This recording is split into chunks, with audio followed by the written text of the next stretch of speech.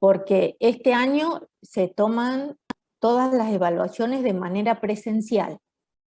Quiere decir que van a tener que asistir a la facultad aún en el periodo virtual, que sería ¿se acuerdan que era hasta el 30 de abril? Van a tener que asistir a la facultad en el periodo de virtualidad para rendir el primer parcial, porque este año son 3 parciales. Eso ya está en autogestión, agendado y en el aula virtual. Por eso dice que estas fechas están en la agenda. Y la agenda es justamente no solo para ustedes, sino también para el resto de los docentes. Está bien que nosotros ese día tenemos solamente química. En el turno tarde ustedes tienen solamente química, ¿sí? Porque son 5 horas de la misma materia. Pero como puede ocurrir que ustedes tengan una materia antes y después que estén también cursando, entonces van a tener que tener en cuenta que estas fechas son presenciales e inamovibles. Acá me están preguntando si la materia es anual o cuatrimestral. Gracias, Janina, por haber contestado.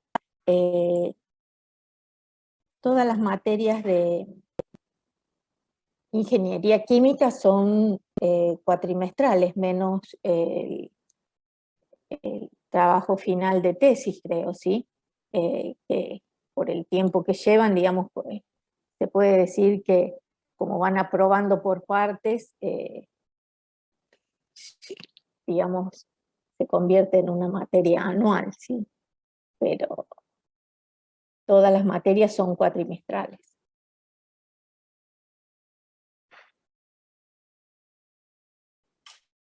Sí, sí, ningún problema, Luana. Imaginamos que estás recién incorporada a lo que es la carrera de Ingeniería Química en la UTN. Entonces, fíjense, este parcial es presencial y es en época de virtualidad, así que ya tienen que organizar que ese día van a tener que ir a la facultad, ¿sí?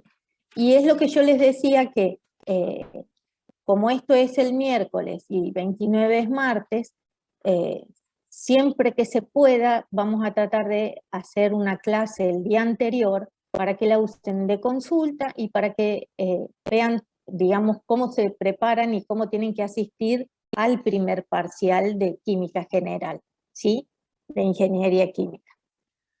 Por eso está bueno volver a repetirles que toda la organización que se va a hacer por aulas o laboratorios, y también puede ser por turnos, es decir, no van a asistir todos al mismo horario, es importante que estén atentos a esa información, ya sea en el aula virtual o autogestión. ¿Por qué?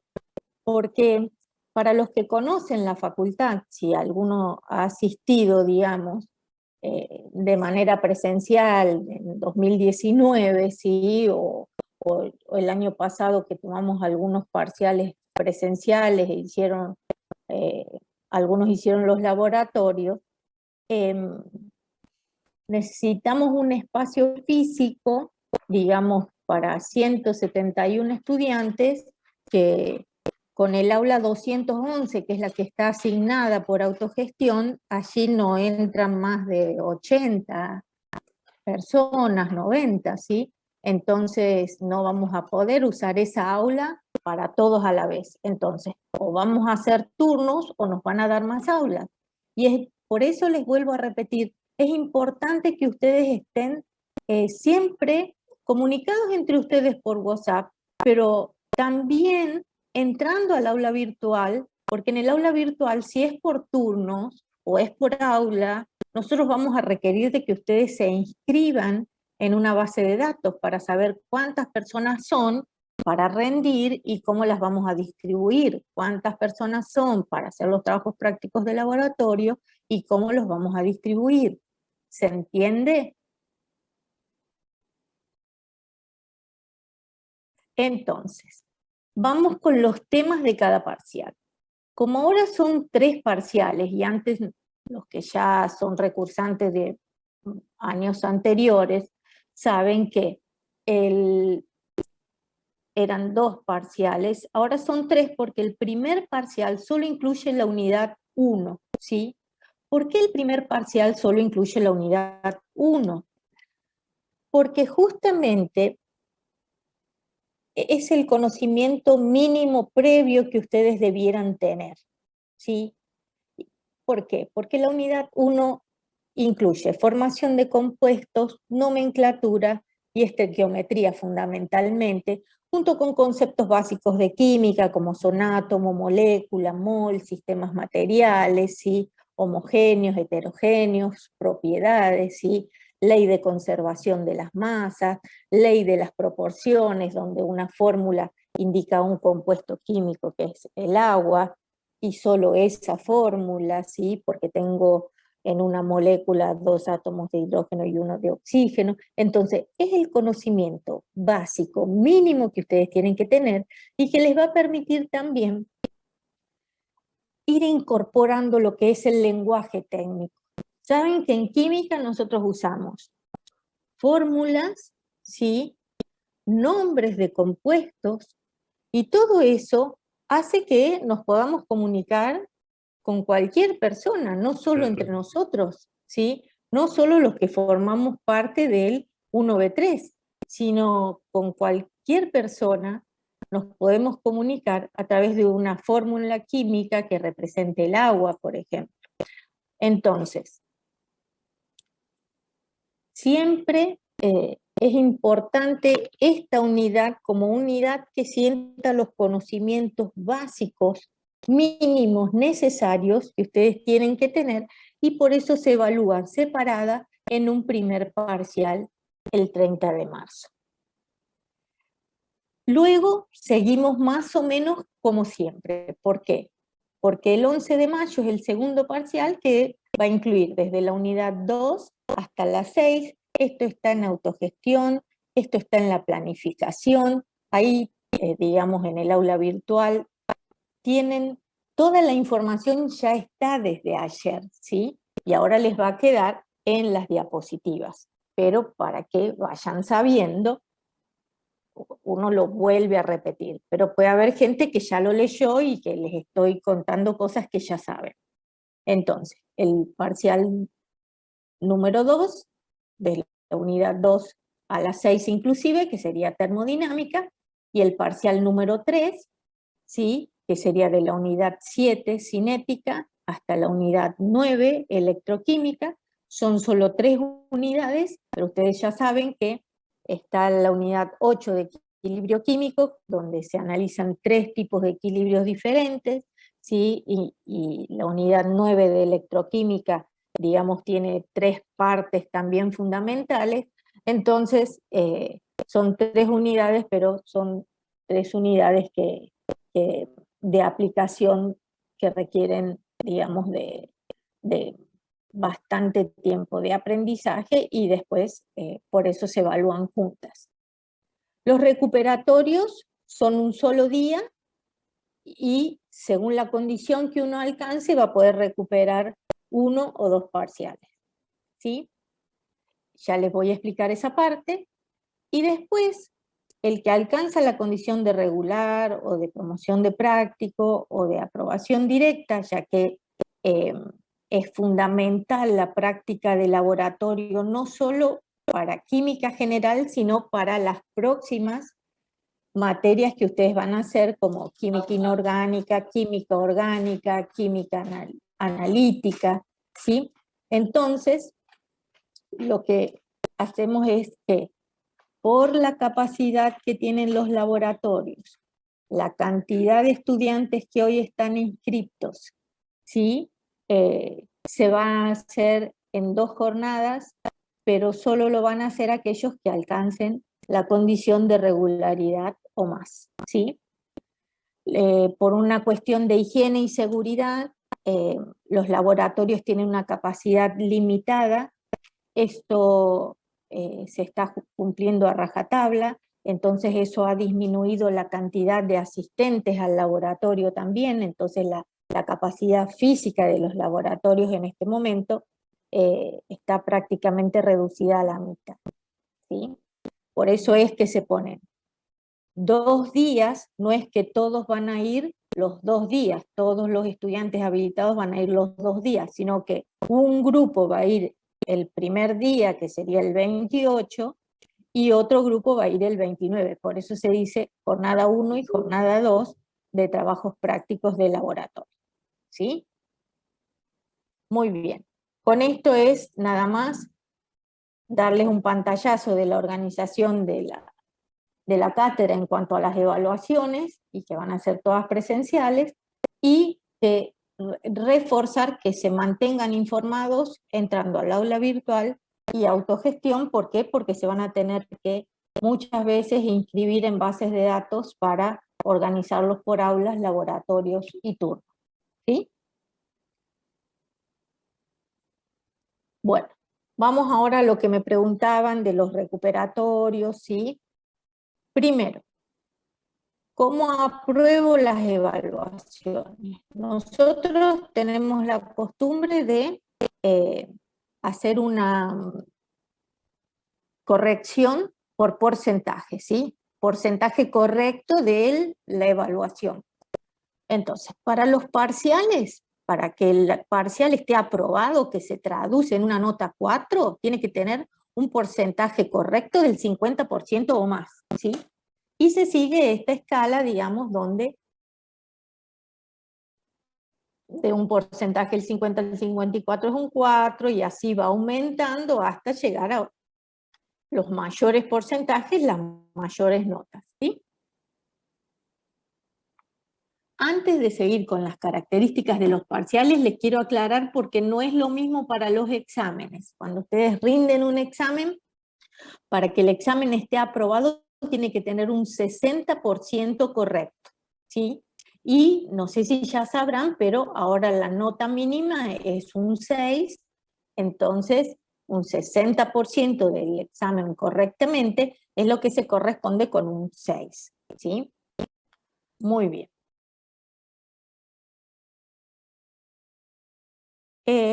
Después vamos a los parciales. Los parciales rendidos presencialmente, que son 3, ¿sí? Les van a permitir alcanzar una condición académica. Esa condición académica puede ser regular, promoción de práctico y aprobación directa. Aquí ya empiezan, digamos, junto con la presencialidad de las evaluaciones, sí o sí, aún en la época virtual, aquí empieza un cambio. ¿Por qué empieza un cambio? Porque en la virtualidad nosotros no teníamos promoción de práctico, ¿sí? Y ahora sí vuelve lo que era la promoción de la parte práctica de la materia, para lo cual lo único que hay que hacer después es rendir la parte teórica. Y entonces con eso, ¿qué les estoy comentando? Que los parciales van a ser teóricos y prácticos, ¿sí? Incluso los damos en hojas separadas, las evaluaciones teóricas y las evaluaciones prácticas. ¿Por qué? Porque de esta manera es que nosotros le podemos incluir esta condición académica de la promoción de la parte práctica de la materia, ¿sí? Pero vamos a lo mínimo que por lo menos todos van a querer alcanzar, y es la condición de regular. ¿Cuándo se alcanza la condición de regular? Que uno ya está habilitado para rendir el examen e incluso para seguir cursando materias que requieren de la regularidad, digamos, las materias correlativas. Algunas requieren que tengan química general regular y otras van a requerir que tengan química general aprobada, ¿sí? Bueno, las que con la regularidad ya puedo seguir cursando algunas materias correlativas. ¿Qué requiere la regularidad? Que alcance una nota mínima de 4, es decir, un 50% del parcial bien teórico-práctico en los 3 parciales, ¿sí? Si no lo alcanzo, se puede recuperar. Para la regularidad se pueden recuperar 2 parciales. Es decir, que puede haber 2 parciales no aprobados, que no alcance la nota mínima de 4, o puede ser un no aprobado y un ausente. Lo que quiero aclarar es que solo pueden estar ausente a un parcial. Cuando digo ausente es ausente que no tenga justificación, ¿se entiende? Tienen que hacer un viaje, si están enfermos y tienen un certificado médico, eso es un ausente justificado, ¿sí? Pero estoy hablando de un ausente que no tiene justificación, ¿sí? Se quisieron ir de vacaciones. Esas cuestiones, o tienen otro parcial y prefieren hacer ese otro parcial de otra asignatura, bueno, están ausentes en química, pero hacen el otro parcial, ¿se entiende? Entonces, para regularidad pueden recuperar hasta 2 parciales no aprobados o un parcial no aprobado y un parcial ausente. Para la promoción de la parte práctica de la materia, como tomamos teórico y tomamos práctico, tienen que tener promedio de 7 o más en cada uno de los parciales, con un mínimo de 6, ¿sí? En los parciales prácticos. ¿Por qué? Porque estamos viendo de la promoción de la parte práctica, que no lo vayan a rendir en el teórico.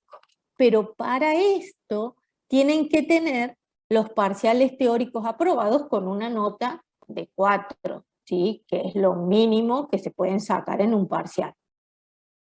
¿Se entiende? Cuando ustedes están en esta condición o próximos a esta condición, lo que pueden hacer es recuperar un parcial práctico no aprobado o ausente, ¿sí? Un parcial práctico de cualquiera de los 3 parciales que se toman, no aprobado o ausente.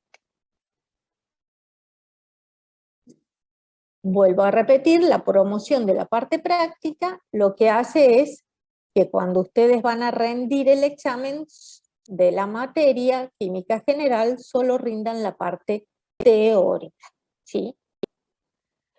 Y en cuanto a la aprobación directa, permite que ustedes no rindan examen final. Al no rendir examen final, ¿qué es lo que tienen que lograr durante el cuatrimestre para la condición de aprobación directa? La promoción del práctico, ¿sí? Es decir, lo que dice acá, promedio de 7 o más con mínimo de 6 en los parciales prácticos, más la promoción, digamos, del teórico, que sería promedio de 7 o más con mínimo de 6 en los parciales teóricos. ¿Sí? ¿Se puede recuperar? Sí, se puede recuperar un parcial teórico y un práctico, cualesquiera, ¿sí? No tienen que corresponderse al mismo parcial, digamos, que no estuvieran aprobados o que hayan estado ausentes, ¿sí? ¿Alguna pregunta?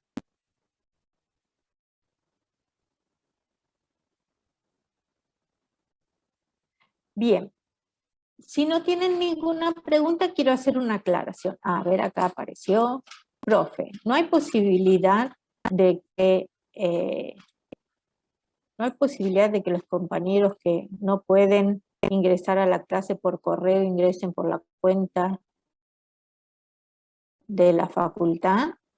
Sí, sí, sin la cuenta de la facultad, y la clase va a quedar grabada, así que para que queden tranquilos, yo la voy a subir a la clase para que ellos escuchen toda esta parte que es la fundamental.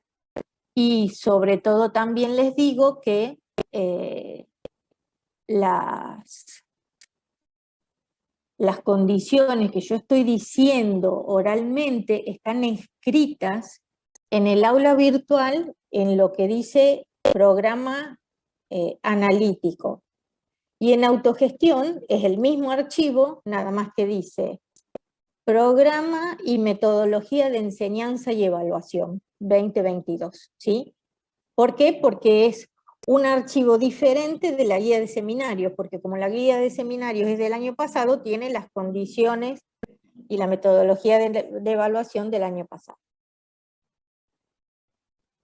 Después, es decir, que para la promoción práctica solo se puede recuperar un parcial, sí, Luana, solo se puede recuperar un parcial práctico donde no hayas alcanzado la nota mínima de 6.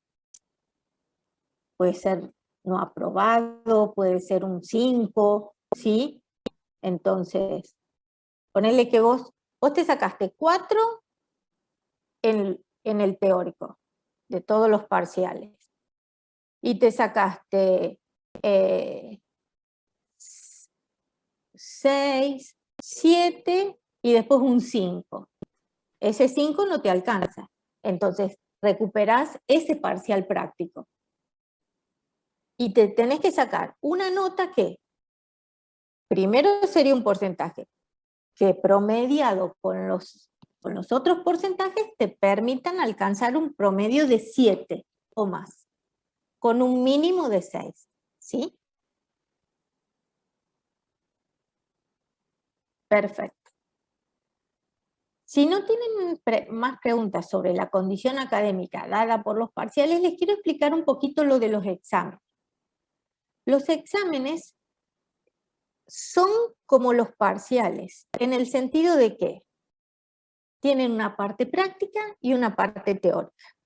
La parte práctica es la que requiere de un 60% o más para aprobarlo. ¿Cuál es la secuencia? Primero, rinden nomenclatura. Una vez que rinden nomenclatura, si aprueban nomenclatura, rinden la parte práctica.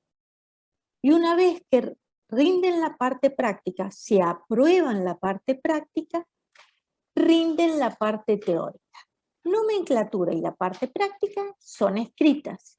La parte teórica es oral. Es, en general, creo, el primer examen oral que tienen en primer año, ¿sí?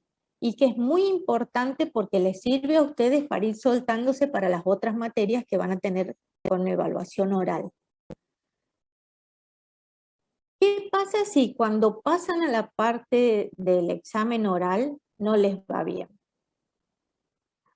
Por tener aprobada la parte práctica, pueden rendir en otro turno solo el oral. Pero eso se permite una sola vez. Es decir, aprobaron nomenclatura, aprobaron la parte práctica y reprobaron el oral. Pueden volver a rendir el oral en un turno de examen una vez más. Si esta segunda vez no aprueban el oral, vuelven a rendir el examen completo. Les comento esto que está muy lejos ahora y que no les interesa, porque lo que les tiene que interesar es esto, es como decir, ¿cómo llego a la aprobación directa? Porque cuando uno apunta a la aprobación directa, por lo menos logra la regularidad o la promoción de práctico, ¿sí? Con mucha dedicación nada más. Pero nos pasó el turno pasado que como nunca habíamos tomado examen presencial, no estaban acostumbrados a cómo era, y la etapa, digamos, del examen teórico oral fue muy estresante para algunos de ustedes, ¿sí? Y lo que queremos es que se vayan soltando, que vayan pudiendo expresarse. Y por eso muchas veces, si ustedes quieren hacer una pregunta, no dejen de hacerla, y por eso es la importancia de la reunión sincrónica, porque ustedes están escribiendo en el chat o levantando la mano y preguntando, y ya están viendo cómo expresarse, ¿sí? Pero si ustedes nunca se expresaron y llegan al examen oral y tienen que explicar un tema teórico, les va a costar mucho más. Por eso uno quiere que esto sea un proceso y que ustedes participen lo más posible, ¿sí? Entonces es fundamental que nos pregunten por supuesto, ahora son siempre cuestiones de forma lo que ustedes están preguntando, pero es fundamental que pregunten todo lo que no entiendan, porque ya formulando la pregunta, ustedes se están obligando a utilizar el lenguaje técnico y a expresarse en lo que es la química, ¿sí? Bueno, ¿alguna duda?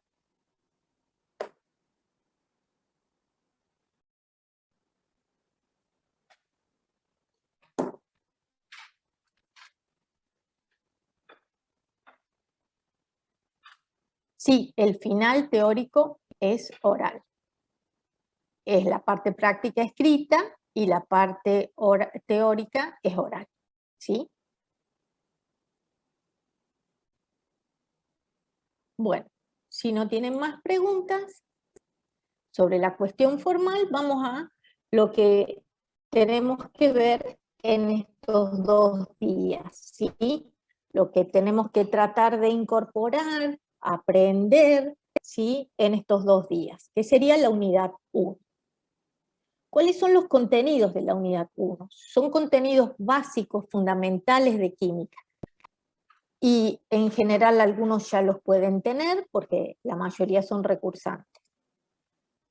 Lo que pasa es que algunos recursantes han, digamos, cursado poco tiempo de la materia los años anteriores.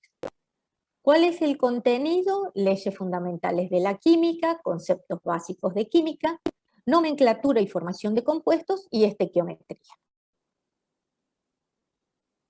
Como ustedes saben, la química es una ciencia experimental y requiere de nosotros, digamos, de una forma de enseñar y de aprender diferente a otras materias.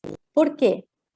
Porque estamos tratando de explicar lo que vemos a través de lo que pasa en lo que no vemos, ¿sí? Porque si ustedes piensan, acá ¿qué ven? Ven que tienen agua, tienen hielo, tienen nubes, ¿sí? Hay aire, el agua, si en este caso es agua de mar, tiene un montón de compuestos disueltos, pero también tiene sólidos en suspensión, ¿sí? Ni hablar de la vida acuática, digamos, el hielo, que tiene un estado de agregación diferente, ¿sí?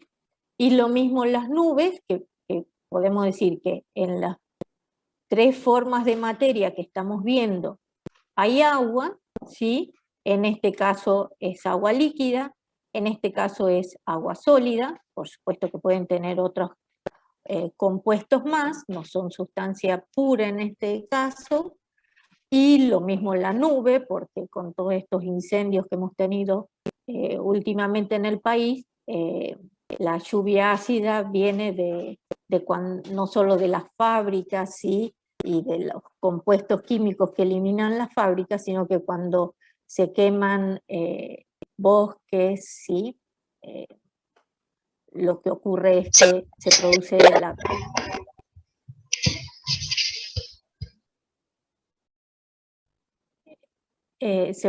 la combustión de materia orgánica y los gases de esa combustión pasan a la atmósfera y luego digamos, cuando se produce la lluvia, con el agua de las nubes forman lo que se conoce como lluvia ácida, porque los óxidos de la combustión, ¿sí? como puede ser el dióxido de carbono, ¿sí? Forman ácidos con el agua y cuando caen forman la lluvia ácida. Entonces, no quiere decir que todo lo que estamos viendo acá sea solo agua, sino que tiene otros compuestos juntos. Pero si yo me quisiera imaginar que tengo 3 formas de una misma sustancia, que sería el agua, en estado líquido, en estado sólido y en estado vapor, me estoy imaginando que a nivel molecular la organización de ese compuesto químico es muy diferente, ¿sí? ¿Por qué? Porque aunque es el mismo compuesto, en el agua líquida están ordenados de un modo, los dipolos del agua y los puentes hidrógenos, ¿sí? En el agua sólida el hielo flota porque tiene menos densidad. Les agradecería que apaguen los micrófonos, por favor. Silencien los micrófonos. El agua tiene una menor densidad porque alcanza una estructura cristalina donde los espacios entre las moléculas son mayores, y después tenemos el agua a vapor, que sabemos que el espacio entre las moléculas es mucho más grande que en el estado condensado, que es en el líquido y el sólido. Entonces, fíjense todos los conocimientos, todas las cosas que uno, digamos, razona cuando está viendo un sistema material a nivel macroscópico, como puede ser agua en 3 estados de agregación, ¿sí?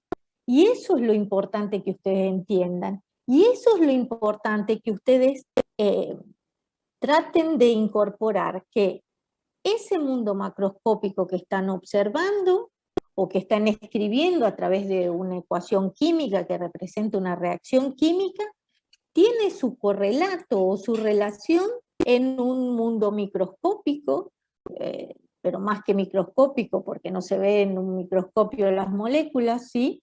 En un mundo atómico y molecular que va a tener un comportamiento específico a través del cual el agua puede existir en estos 3 estados de agregación, ¿sí?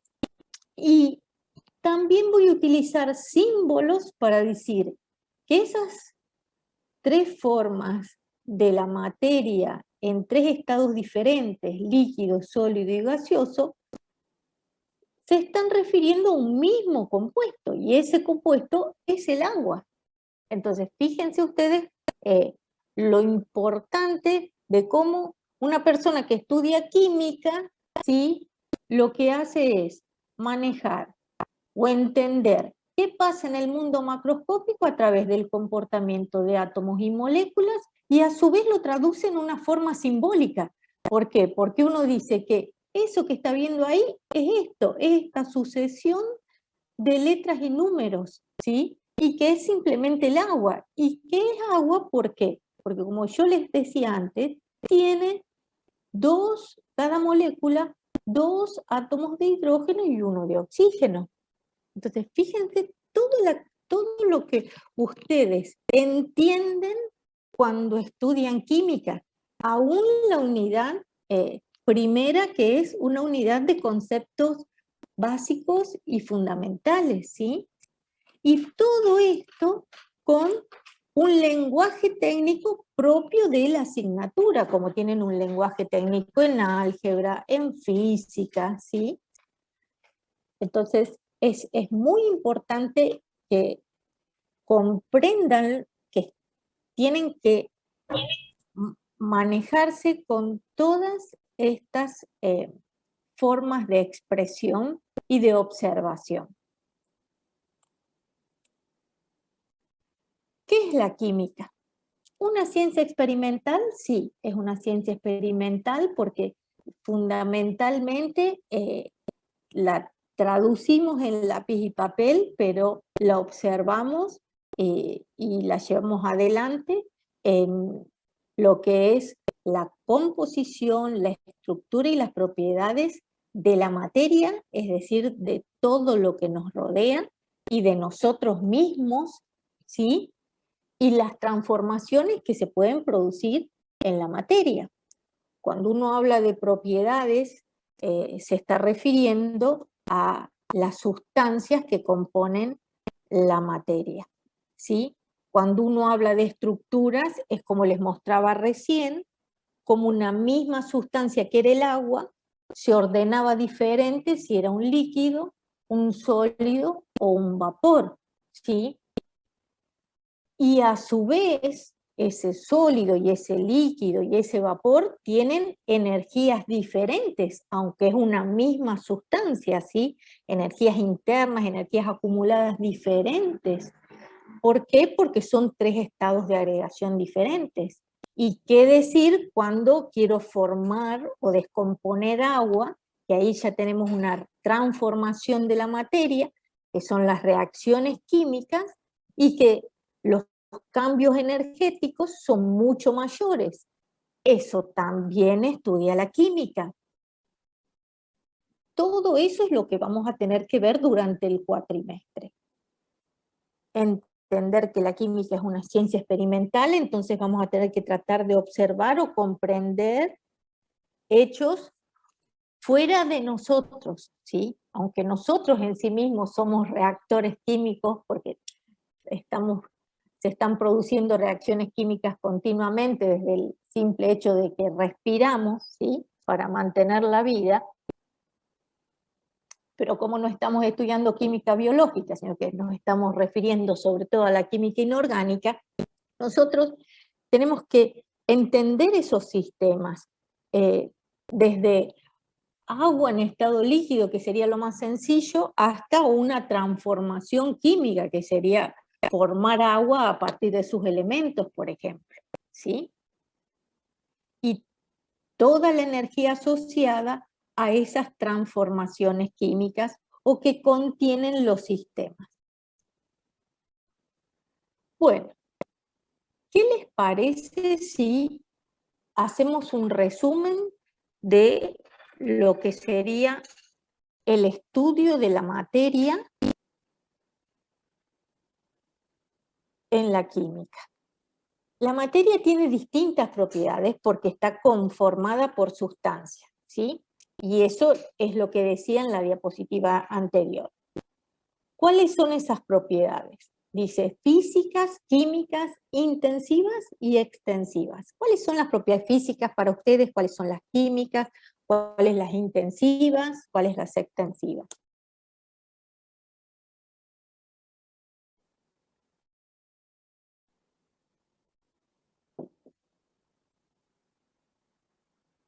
Una propiedad física de la materia, si ustedes están hablando del agua, que es un tipo de sustancia, a ver,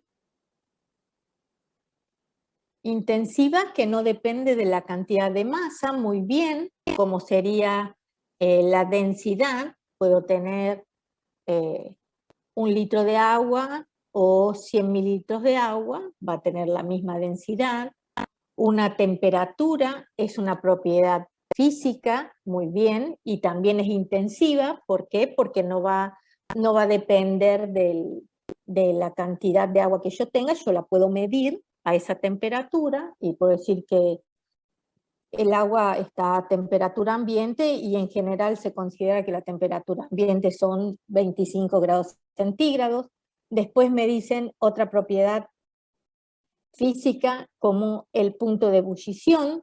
El punto de ebullición es la temperatura a la cual el agua, por ejemplo, pasa del estado líquido a la fase vapor. Siempre que estemos a una presión de una atmósfera, se dice que el agua tiene una temperatura de ebullición de 100 grados centígrados. ¿Qué indica entonces el punto de ebullición? El punto de ebullición es la conjunción de dos propiedades de la materia, la presión y la temperatura, porque yo digo que a la presión de una atmósfera el agua ebulle a 100 grados centígrados. Ahora, si yo les digo que la presión disminuye, ¿el agua va a seguir ebulliendo a 100 grados centígrados?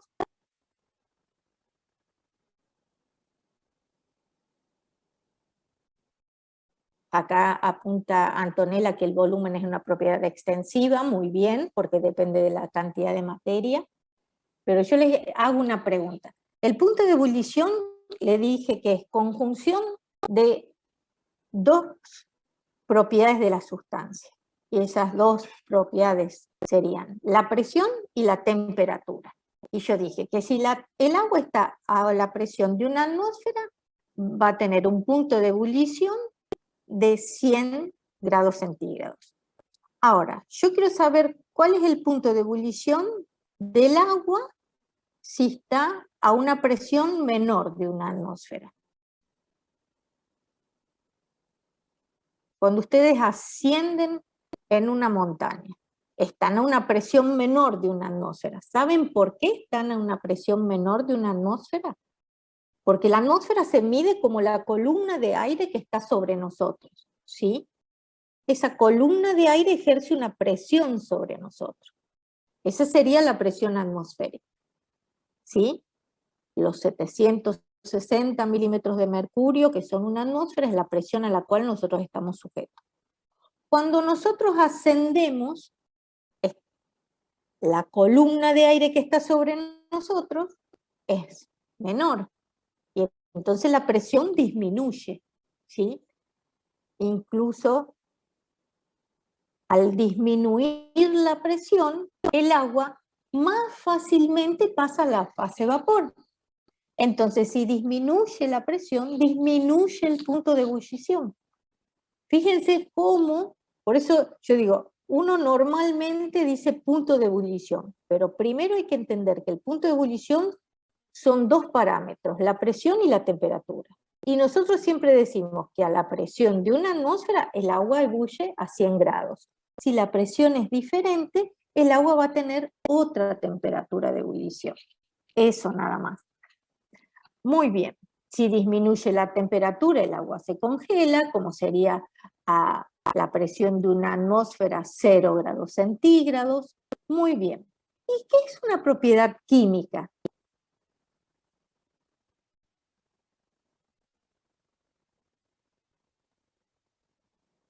Una propiedad química de la sustancia, me están diciendo, que puede ser la interacción de dos sustancias que da como resultado una nueva. Exacto, una propiedad química es cuando la sustancia, por ejemplo, es una sustancia reactiva, ¿sí?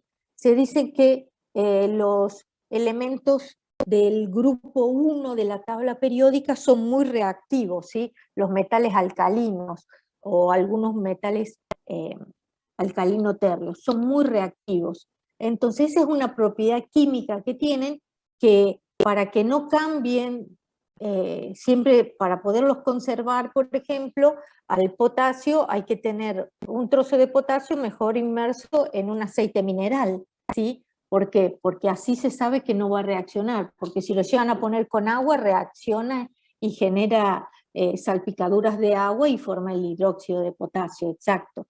Entonces, una propiedad química tiene que ver con la reactividad y la capacidad de esa sustancia de transformarse. Muy bien. El cambio de color, de olor, eso se mide como una propiedad física, pero cuando cambia de olor y color, capaz lo que Agustina quiere indicar es porque macroscópicamente yo tengo propiedades o parámetros físicos que me indican que la sustancia cambió y es que dejó de ser lo que yo tenía, ¿sí? Por ejemplo, el tetraóxido de dinitrógeno es un gas y que por cambios de temperatura pasa a dióxido de nitrógeno y cambia de color, ¿sí? Así que, pero siempre tiene que haber un cambio de materia, de la composición de la materia. A eso se está refiriendo las propiedades químicas. Y entonces, muy relacionado a eso, que es lo que estábamos hablando recién, de las propiedades físicas y químicas, están los cambios físicos y los cambios químicos. Los cambios físicos, lo más común, los cambios en estados de agregación de la materia, como veíamos recién, que el agua puede existir en 3 estados de agregación y yo puedo producir esos cambios. Ahora la pregunta es, si yo quiero producir un cambio del estado del agua de sólido a líquido, ¿sí? ¿Debo agregar energía al sistema o quitar energía al sistema? Agregar. Exacto. ¿Y por qué tenés que agregar energía al sistema? Digamos, intuitivamente, por sentido común, ¿quién tiene más energía? ¿Un sólido o un líquido? Un líquido, las partículas están más separadas, por así decirlo, y se mueven más. Exacto. Los líquidos tienen mucha mayor capacidad de movimiento, entonces tienen más energía, Y esto requiere que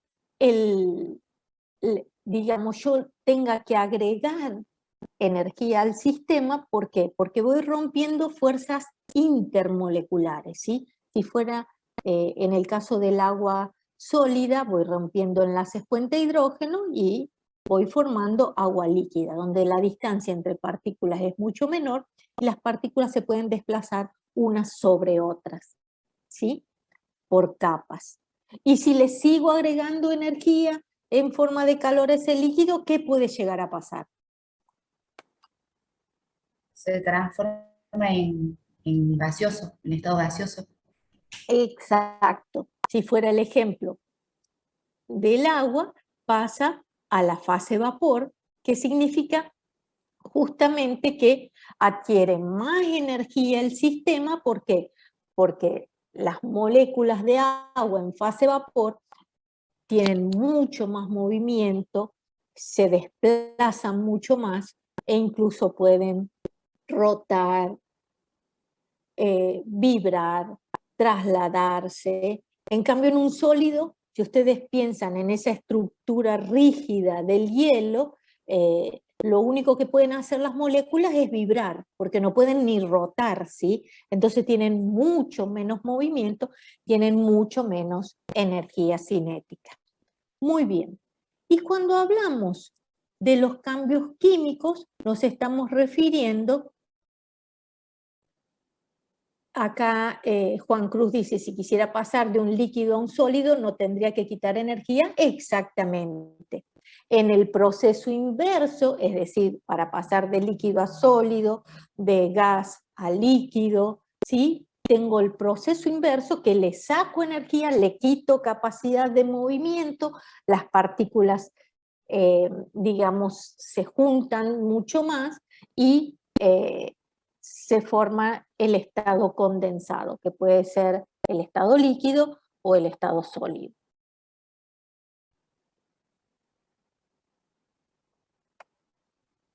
Porque, por ejemplo, si yo les digo, tengo agua a 30 grados centígrados, ¿ustedes qué se imaginan?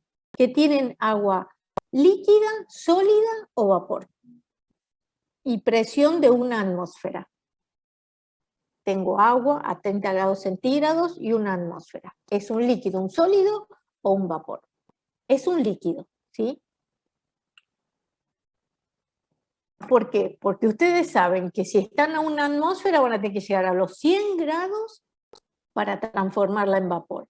Y si están a una atmósfera van a tener que bajar la temperatura hasta 0 grados centígrados para transformarla en sólido, ¿sí? Entonces, en todo ese rango de temperatura ustedes van a tener agua líquida. Muy bien. Yendo a las transformaciones químicas, tenemos las reacciones químicas.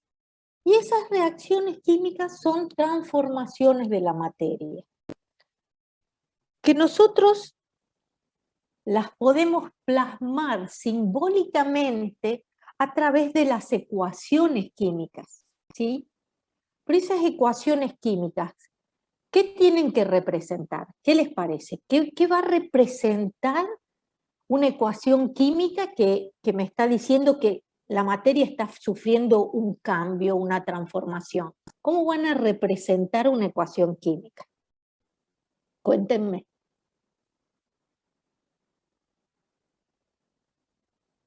Sería por la cantidad de, por ejemplo, de moles, un mol del elemento que se esté tratando.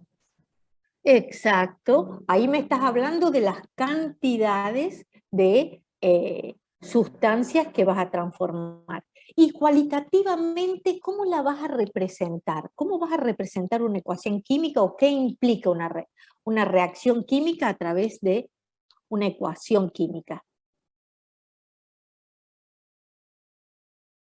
¿Qué vas a tener que hacer? Si yo te digo, a ver, ¿qué están escribiendo? Con los símbolos químicos, con reactivos que se transforman en productos, muy bien, eso es, con reactivos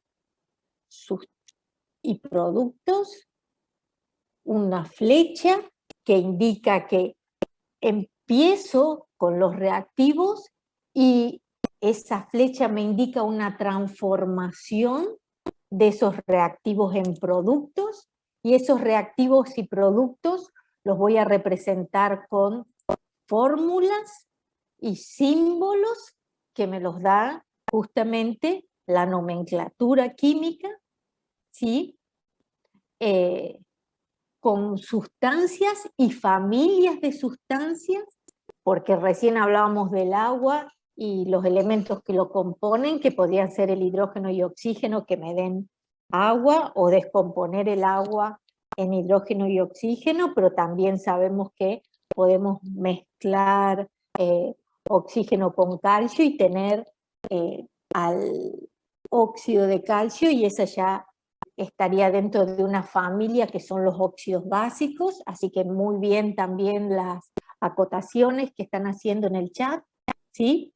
Así que una ecuación química representa, por un lado, lo que primeramente decía su compañera, que quería hablar de que con una ecuación química yo sabía cuánta cantidad de materia se transformaba y podía usar el concepto de mol, y después cuando fueron acotando que la ecuación química está formada por reactivos representados por fórmulas y una flecha que me indica que esos reactivos se van transformando en productos que van a estar representados por nuevas fórmulas de sustancias químicas.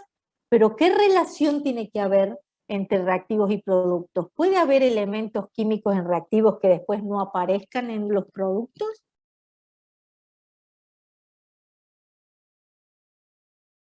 La pregunta es, Sí, sí. ¿puede haber elementos químicos que después no aparezcan en los productos? No, no puede haber, justamente. ¿Por qué? Porque las ecuaciones químicas que nosotros escribimos como representaciones de reacciones químicas, se dice que son reacciones químicas ordinarias, ¿sí? ¿Qué son las reacciones químicas ordinarias? Aquellas que no implican fisión y fusión nuclear. Rompo enlaces químicos, ¿sí? Y se reordenan los elementos que están en reactivos en nuevos compuestos químicos que aparecen en productos. Pero como me están diciendo acá, debemos tener en cuenta que los mismos elementos que están en reactivos estén en productos, que se conserve la masa, que se lleve adelante la ley de conservación de las masas, que la ecuación, dicho de otro modo, esté balanceado, que significa que todos los átomos de los elementos que están en reactivos aparezcan en productos reordenados en otros compuestos químicos. Muy bien.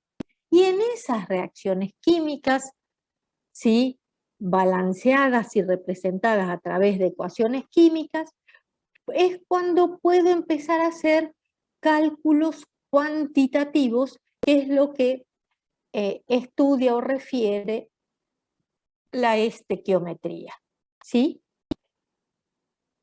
La cantidad de materia que reacciona y se transforma en otra. Esa cantidad de materia puede tener una relación estequiométrica, que es cuando estamos llevando adelante una transformación que se produce la conservación de las masas y tengo la cantidad mínima necesaria para que los reactivos se conviertan completamente en productos. Esas cantidades estequiométricas, ¿sí?, son las cantidades que me indican los coeficientes estequiométricos.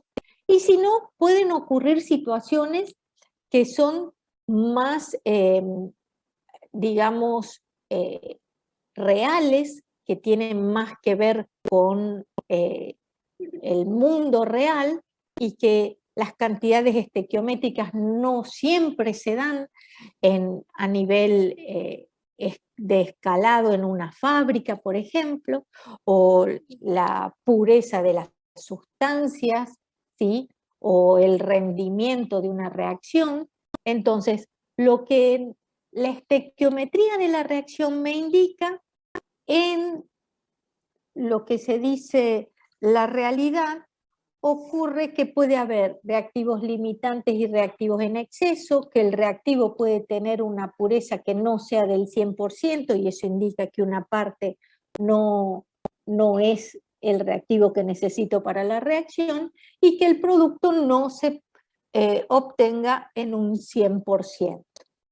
Para hablar de cantidades y para resolver problemas cuantitativos, nosotros utilizamos la unidad de química que es el mol, ¿sí? El mol es realmente una unidad química. ¿Por qué el mol es una unidad química? Porque se creó para definir una cantidad de materia, ¿sí?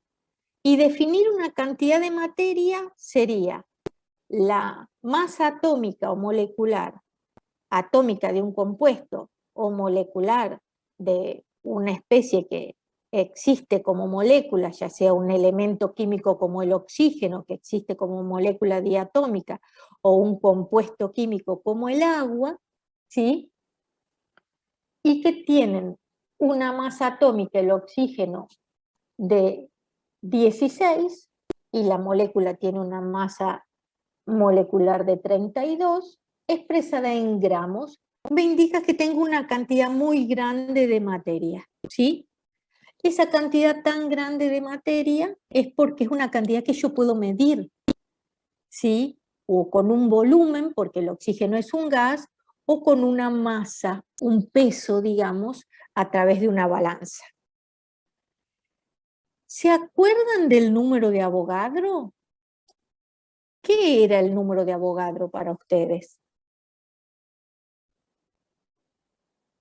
Yo ahí lo puse al número, ¿sí?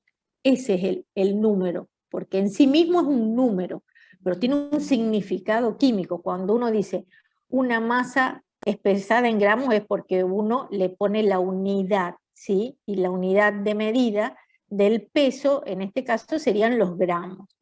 ¿Y por qué el número de Avogadro es este número tan grande? ¿Qué les parece? A ver qué me están contestando. La cantidad de átomos, moléculas, etcétera, iones, claro, es una cantidad de materia, muy bien, ¿sí? Entonces, el mol es una cantidad de materia, y que es la masa atómica expresada en gramos, o la masa molecular expresada en gramos. El número de Avogadro también es una cantidad de materia, y específicamente la materia según las partículas que contiene. En este caso, las partículas, como me están diciendo, pueden ser átomos, moléculas, iones. Y esa cantidad de átomos, moléculas y iones, como dice Julieta, tan grande como 6,022 por 10 a la 23, debe estar en un mol de sustancia, ¿sí? Entonces están muy relacionados entre sí el concepto de mol y número de Avogadro. ¿Por qué? Porque Avogadro se dio cuenta que en un mol siempre iba a haber esta cantidad de partículas. Si tengo un mol de oxígeno atómico, tengo toda esta cantidad de átomos de oxígeno. Si tengo un mol de oxígeno molecular, tengo toda esta cantidad de moléculas de oxígeno. Y si tengo un mol de agua, ¿cuántas tengo? ¿Cuántas moléculas de agua tengo?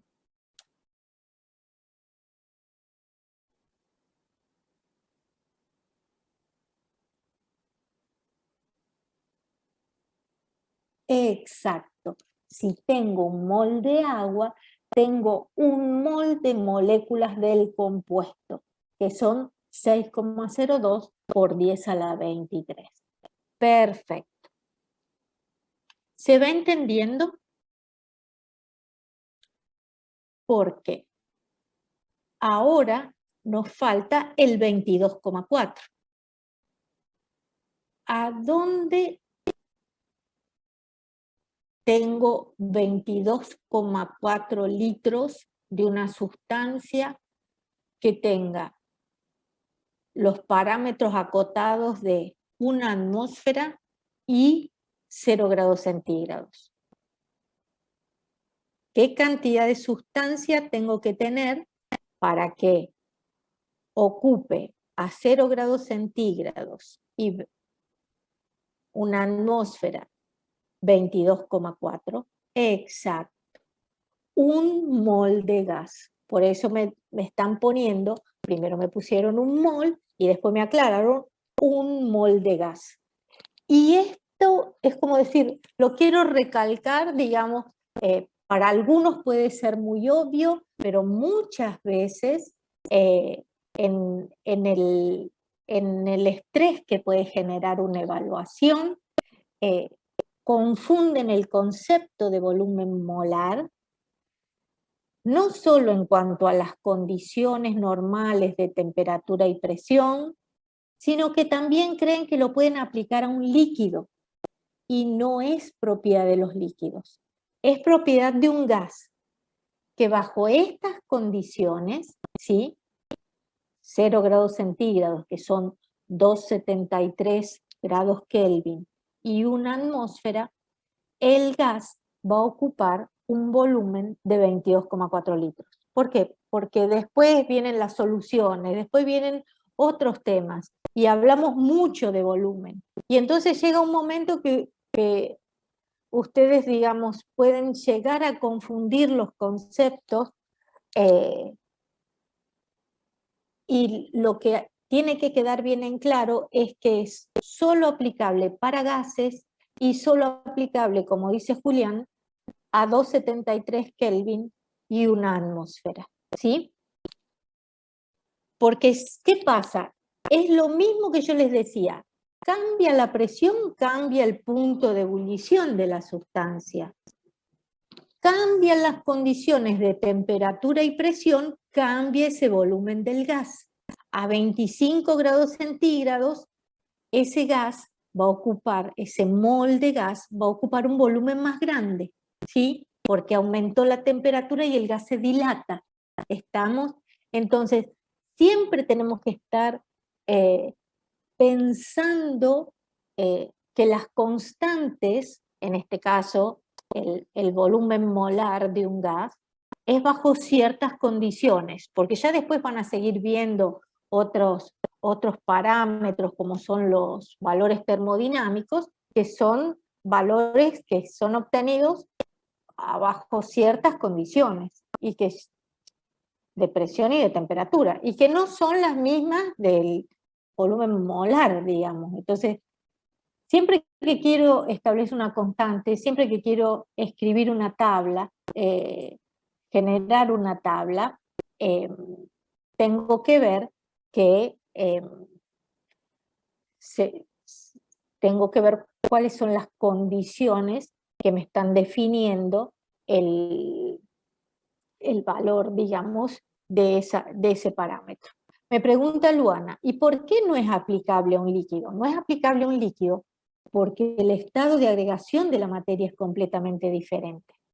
Vos imaginate que en un líquido las partículas están muy próximas unas a otras. Entonces, si vos podés tener un líquido a 0 grados centígrados y una atmósfera, perdón, ese líquido tiene una densidad mayor y va a ocupar un volumen mucho menor. Las propiedades del estado de agregación de la materia cambian en función de cómo es la estructura de la materia, cuál es la distancia entre las partículas, y entonces el volumen es diferente. Vos sabés que la densidad es completamente diferente y el volumen va a ser menor, aún para una misma masa, ¿sí? Porque la masa es de un mol, ¿sí? Ponele que vos tenés un mol de hidrógeno.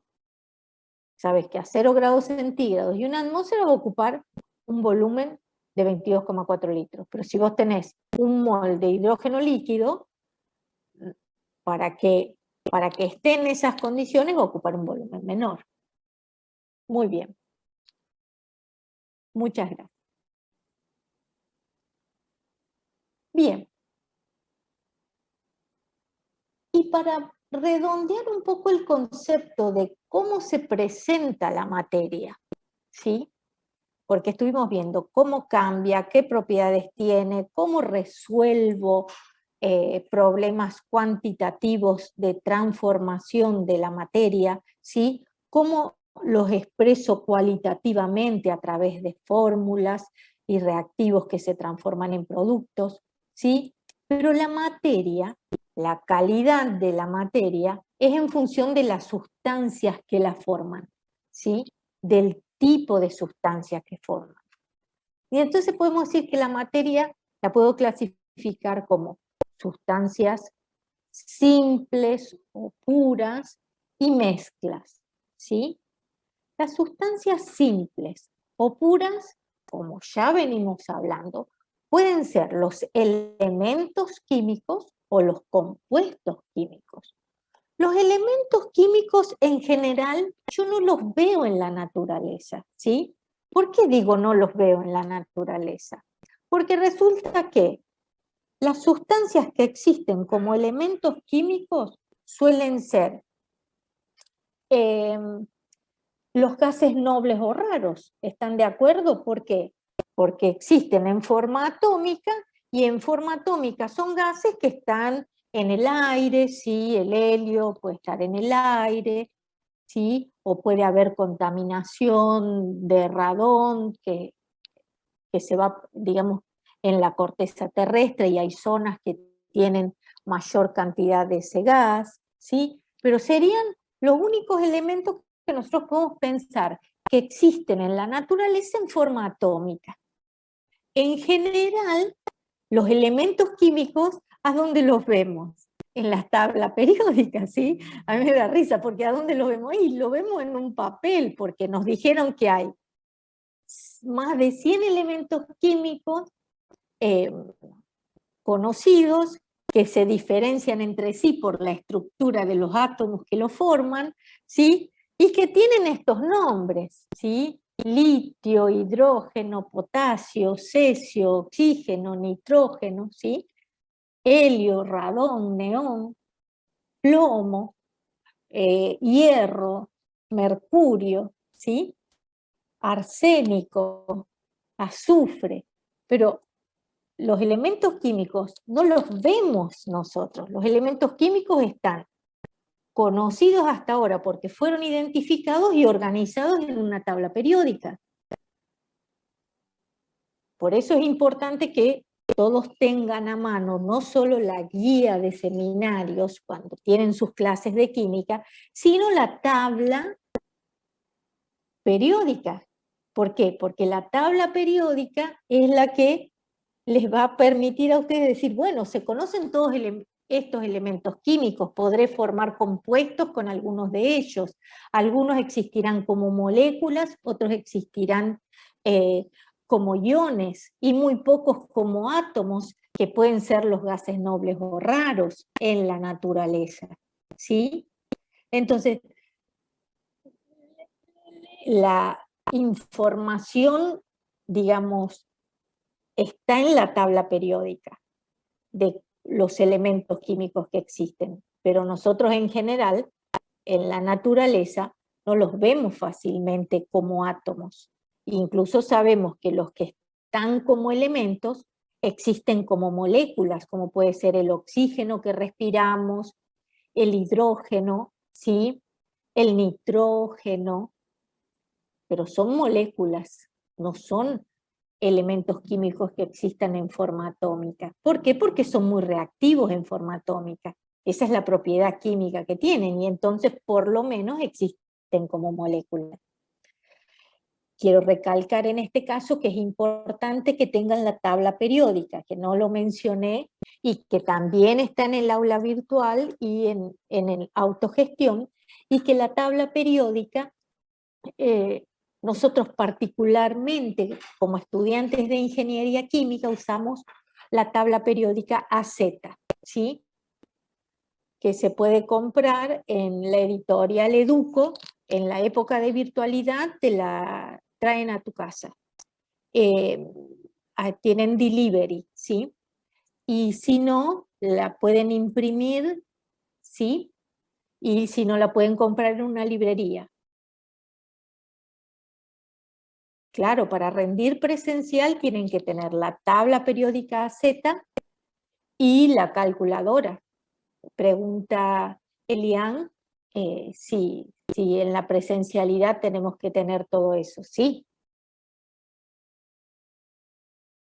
Por eso es que vamos a tratar de juntarnos el día antes del parcial para que todos tengan todo, ¿sí? Pero mientras tanto, vayan comprando los que no lo tienen, aunque la mayoría ya lo debe tener porque son recursantes, la tabla periódica Z, ¿sí? Y también tengan a mano la guía de ejercicios, la guía de seminario. Muy bien. ¿Y qué idea le da a ustedes de una sustancia pura pero que es un compuesto químico?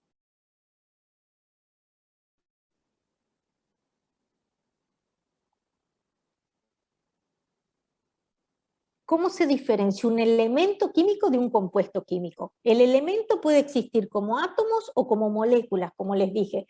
Como átomos, algunos gases nobles. Como moléculas, el oxígeno, el nitrógeno, el hidrógeno son moléculas diatómicas.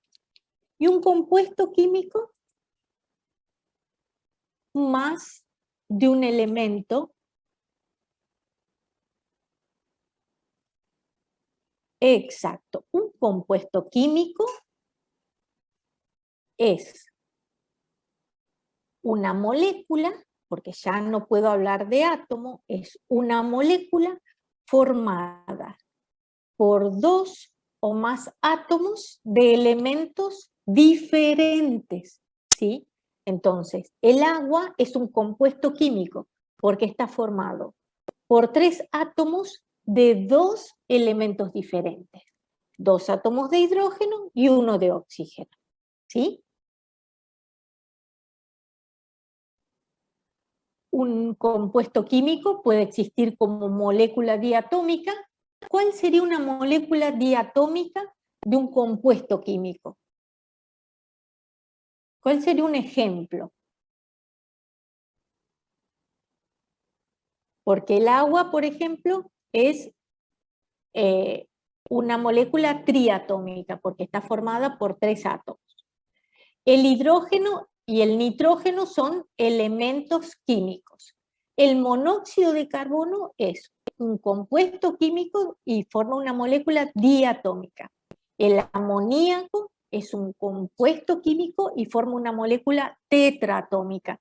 ¿Qué quiero decir con diatómica, tetratómica? El cloro es un elemento químico que forma una molécula diatómica. El oxígeno es un elemento químico que forma una molécula diatómica. El hidrógeno es un elemento químico que forma una molécula diatómica. Y la atomicidad es la cantidad de átomos de una molécula. Muy bien, Vanessa. Y el ejemplo que da Raiza de el hidruro de sodio es un compuesto químico de una molécula diatómica. Un hidruro metálico. Muy bien, Raiza.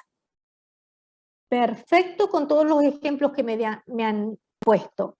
Pero ¿se han dado cuenta que algunos pusieron ejemplos de moléculas de elementos químicos y otros pusieron ejemplos de moléculas que son compuestos químicos? Nada más que todos coincidieron, la mayoría, digamos, coincidió, menos el amoníaco, que me ponían moléculas diatómicas, pero unos eran elementos y otros eran compuestos. Compuestos es cuando está formado por 2 o más átomos de elementos diferentes. Muy bien. ¿Y qué pasa cuando no estoy frente a sustancias puras, que también se dice que son sistemas homogéneos, ¿sí? Cuando tenemos mezclas, la materia se puede presentar en forma de mezclas de sustancias, es decir, más de una sustancia pura. Si yo tengo el agua cuando tiene disuelto una sal, ¿sí? Es un sistema homogéneo y tiene una sola fase y está formado por dos componentes. En este caso sería lo que se conoce como solución o disolución. ¿Algún otro ejemplo de un sistema homogéneo que sea una mezcla, que sea mínimamente dos sustancias puras? ¿Se les ocurre? Yo dije agua con sal, que sería cloruro de sodio.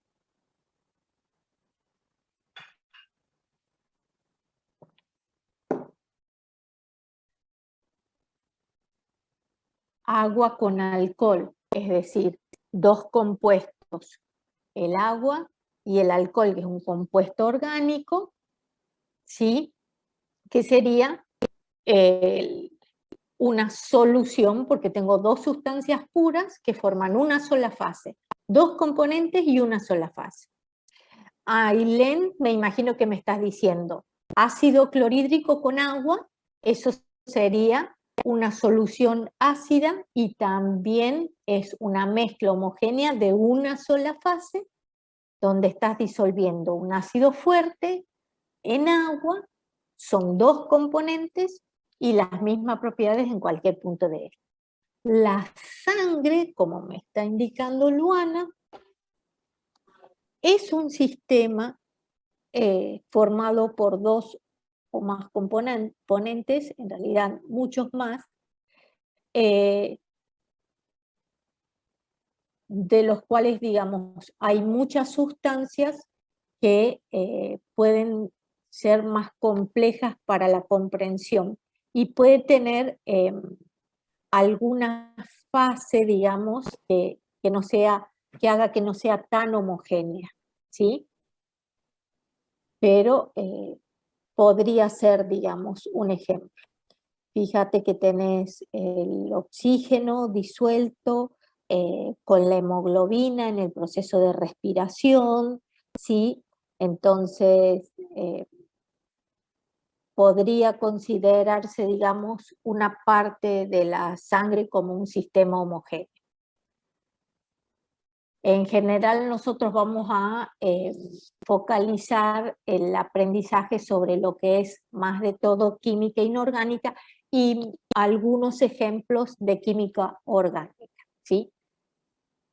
Pero no tanto de química biológica. Y una mezcla heterogénea son sustancias que no interaccionan entre sí, entonces son dos o más sustancias, pero por ende son dos o más fases y cada una tiene sus propiedades diferentes y que se separan por métodos físicos, como puede ser la filtración, la decantación, ¿sí? La magnetización, en cambio, o imantación, en cambio, la separación en una mezcla homogénea es a través de métodos químicos, como puede ser la destilación, en el sentido que se busca una propiedad que se diferencie entre las dos sustancias y producir la separación, ¿sí? O por ejemplo, si tengo agua con sal, puedo hacer evaporación. Muy bien.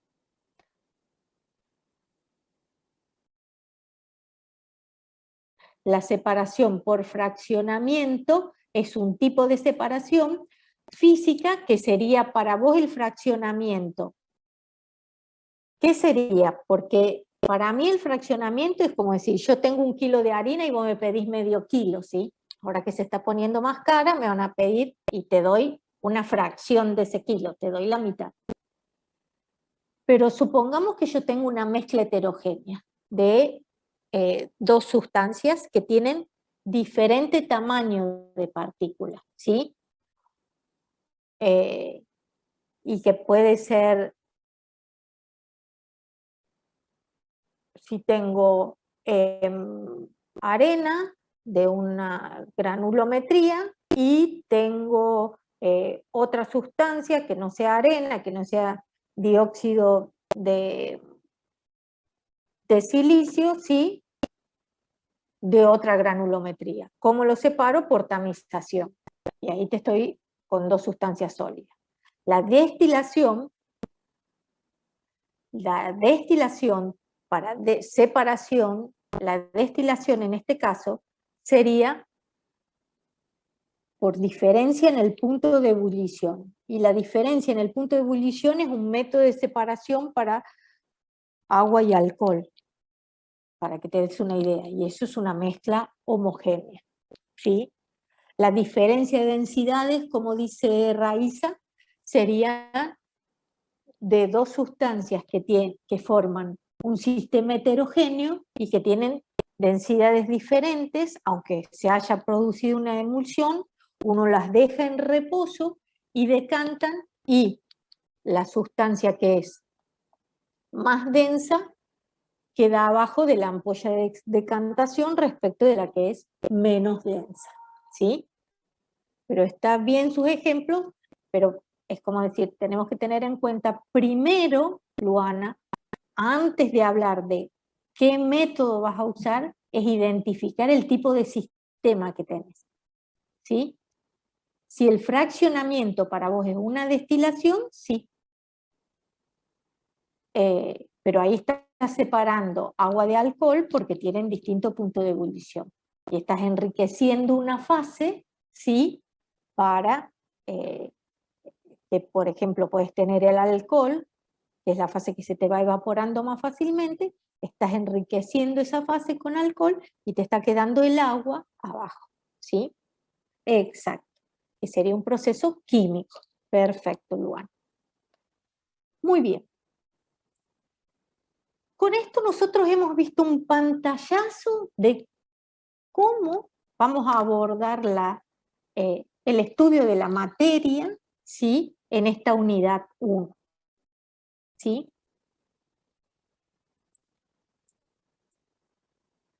Después, todo lo que estuvimos hablando y que ustedes han deducido muy bien, lo van a ver en definiciones. ¿Por qué lo ven en definiciones? Pues yo no me voy a detener ahora porque ya lo hemos hecho. Para que ustedes vayan incorporando el lenguaje técnico, ¿sí? Porque lo que me han contestado en los chats está muy bien, pero para que vayan incorporando el lenguaje técnico. Y ahora vamos a la partícula más pequeña que forma la materia, que dijimos que era un átomo. Ese átomo podía representar un elemento o una molécula. Cuando representa un elemento sería un gas noble, por ejemplo, porque se encuentra en forma atómica, y si no, cuando es una molécula podía ser de un elemento químico como el hidrógeno o de un compuesto químico como el agua.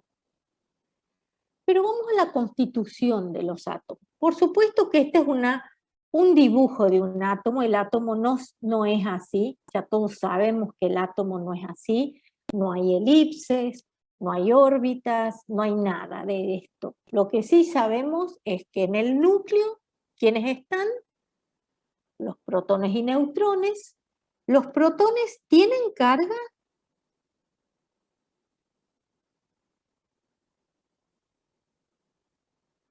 Como me están indicando, los protones sí tienen carga. ¿Y qué carga tienen? Positiva, muy bien. ¿Los neutrones tienen carga?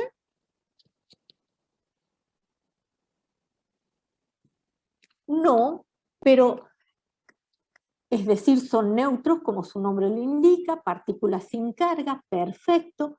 Y la pregunta es, ¿en qué influye entonces el neutrón en un átomo? ¿Sí? Porque después ustedes me van a contar que el electrón sí tiene carga y es opuesta a la del protón. En la masa, muy bien, el neutrón junto con los protones influyen en la determinación de la masa del átomo. ¿Por qué? Porque en el núcleo se concentra no solo la parte más densa del átomo, sino que me determina esa parte más densa la masa del átomo, ¿sí? Y el volumen, ¿quién determina el volumen de un átomo? Los electrones. ¿Por qué los electrones? Porque son partículas de carga muy pequeña, perdón, de masa muy pequeña, porque es 1800 veces más liviano que el protón, pero que tiene mucha energía, está en continuo movimiento, tiene zonas de probabilidad donde se puede encontrar, porque son las zonas más estables. ¿Y cómo se denominan esas zonas de probabilidad donde puedo encontrar al electrón?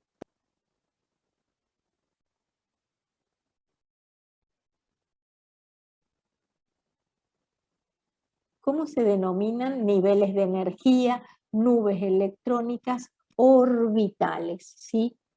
Orbitales son las zonas de probabilidad donde se puede encontrar al electrón. Y se van ordenando según niveles de energía. Los niveles más externos, sí, son los que van a determinar aproximadamente el volumen del átomo, ¿sí? Y por eso se dice que los electrones están en la corteza o en la parte externa del átomo y el núcleo en el centro del átomo, de cualquier elemento químico. Y la pregunta ahora es, si todos los elementos químicos están constituidos por átomos, ¿qué diferencia un elemento de otro? Si el átomo es la menor partícula, digamos, subatómica, la menor partícula que existe de un elemento químico formado por las partículas subatómicas, protones, neutrones y electrones.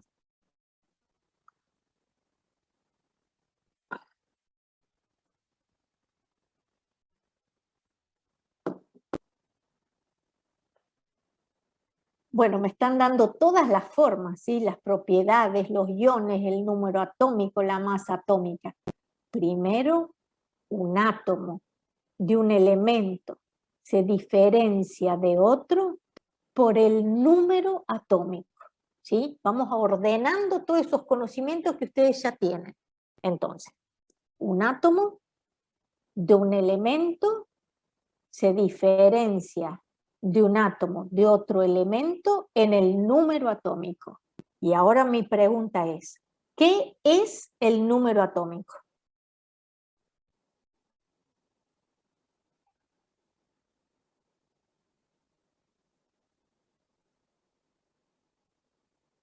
La cantidad de protones que tiene un átomo. Muy bien. Que va a ser diferente de la cantidad de protones que tenga un átomo de otro elemento. Y también es la cantidad de qué otra partícula subatómica.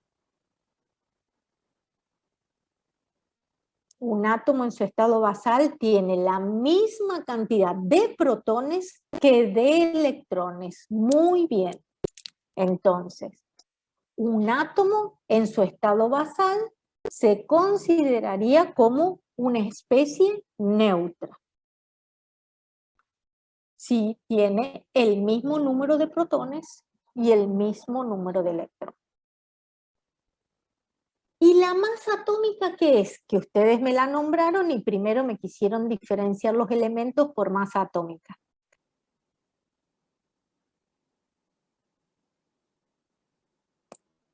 El número de protones más el número de neutrones, es decir, el número de partículas subatómicas que hay en el núcleo definen la masa atómica. Y a partir de la definición de masa atómica, ¿puede haber átomos de un mismo elemento con diferente masa atómica?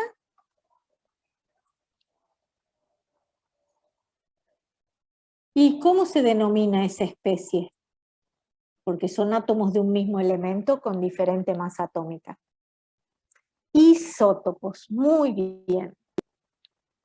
Son átomos de un mismo elemento con diferente masa atómica, como puede ser en el hidrógeno, el deuterio y el tritio, ¿sí? Donde se va agregando un neutrón más, ¿sí? Y que todos los elementos están constituidos, o los átomos de cada elemento están constituidos por isótopos. Por eso, ¿sí? La masa atómica, ¿sí? Porque el número másico es la suma de protones y neutrones. La masa atómica es la consideración que se tiene entre la cantidad de isótopos que hay de un elemento, de átomos de un elemento, y cómo influyen en la masa de ese elemento, ¿sí?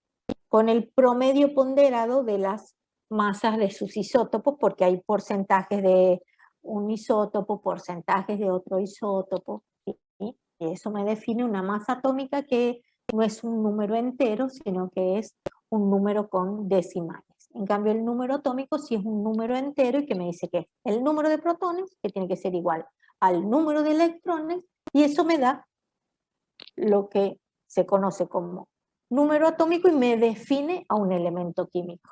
No puede haber dos elementos químicos con el mismo número atómico. Muy bien. Aquí están todos los elementos químicos, como ya estuvimos hablando, que están en la tabla periódica, ordenados sistemáticamente, y vuelvo a repetir, deben tener la tabla periódica Z para trabajar, ¿sí? Aquí están los símbolos de los elementos químicos. Como ven, yo esto lo paso más rápido. ¿Por qué? Porque es todo lo que estuvimos hablando. Los símbolos de los elementos son, a nivel informativo, son letras que derivan ¿de dónde? Del nombre del elemento. Carbono empieza con la letra C y es la letra que define al carbono. Oxígeno, la letra O, y es la letra que define al carbono. Muchas veces no es el idioma castellano o español el que define, sino que puede ser el inglés, el alemán, el latín, ¿sí? Las letras de un compuesto, de un elemento químico, perdón.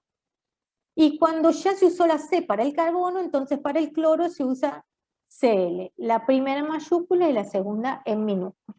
Yo sé que esto ustedes todos lo saben, ¿sí? Pero recordarlo y escribirlo bien es muy importante, porque hay muchas veces que ustedes quieren escribir el aluminio y resulta que ponen la primera y segunda letras ambas mayúsculas, ¿sí? O quieren escribir el magnesio y bueno, como ya todos sabemos que estamos hablando de magnesio, puedo no ponerle la G, ¿sí? No se puede. Es una forma de comunicación, eso es lo que hay que entender. Así como ustedes tienen su forma de comunicación, todos tenemos una forma coloquial de comunicación que no es la misma que la escrita, ¿sí? Esta es la forma de comunicación a través de símbolos y fórmulas que tenemos en química y que hay que respetarla a rajatabla, digamos, muy fielmente, no nos podemos salir de eso, ¿sí? Muy bien. Aquí definimos lo que es un compuesto químico, cómo se forman las moléculas de los compuestos químicos, ¿sí? Es decir, todo lo que estuvimos hablando, nada más que en definiciones para que ustedes vayan incorporando lo que les decía en la primera diapositiva, que es el lenguaje químico, ¿sí? El lenguaje técnico de la asignatura. Y en fórmulas químicas, aquí también tienen la definición de lo que es una representación abreviada de un compuesto químico, como puede ser el agua, ¿sí? Formada por distintos átomos de distintos elementos que lo componen. Y quisiera cerrar con que entiendan toda la información que me da ver la fórmula del agua, ¿sí? Ver la fórmula del agua. ¿Por qué? Porque dice que a partir de la fórmula química se puede determinar los elementos de que está formada el compuesto y el número de átomos de cada tipo de elemento que contiene la molécula. Entonces, si yo les pregunto, ¿qué elementos forman el agua? ¿Ustedes qué van a decir? ¿Qué elementos químicos forman el agua?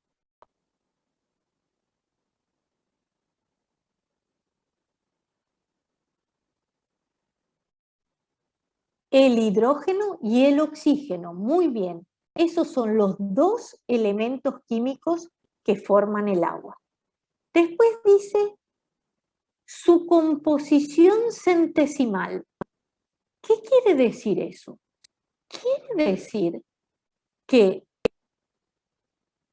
dos átomos de hidrógeno, y uno de oxígeno hacen que la composición centesimal del agua sea siempre la misma. ¿Por qué? Porque si el 100% del agua es su masa, que es 18 unidades de masa atómica, porque es 2, 1 por 2 más 16, 2 unidades de masa atómica son un porcentaje de ese 100% que es 18, y 8 es otro porcentaje, y esa es la composición centesimal. Pero ¿saben ese porcentaje o esa composición centesimal qué quiere decir? Quiere decir que ustedes solo van a tener agua cuando tengan 2 átomos de hidrógeno y 1 de oxígeno. Porque si tienen 2 de hidrógeno y 2 de oxígeno, la composición centesimal cambia. Y cambia el compuesto químico, porque paso de tener agua a tener, ¿qué cosa? Si tengo hidrógeno 2, oxígeno 2.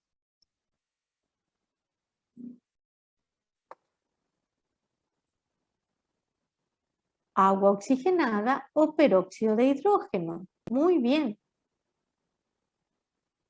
O sea que sería el porcentaje de las masas de los elementos que forman la molécula. Exacto, Julián. Eso es la composición centesimal.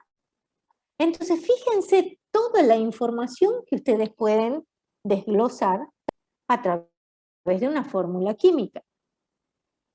El estado de oxidación de los elementos que lo forman, es decir, cómo contribuyen cada uno con los electrones de la periferia a formar los enlaces y distribuirlos a formar enlaces con los electrones y distribuirlos entre los elementos que forman la molécula. Y el peso molecular, ¿cuál es el peso molecular del agua? Me busco las masas atómicas de los elementos en la tabla periódica y saco el peso molecular.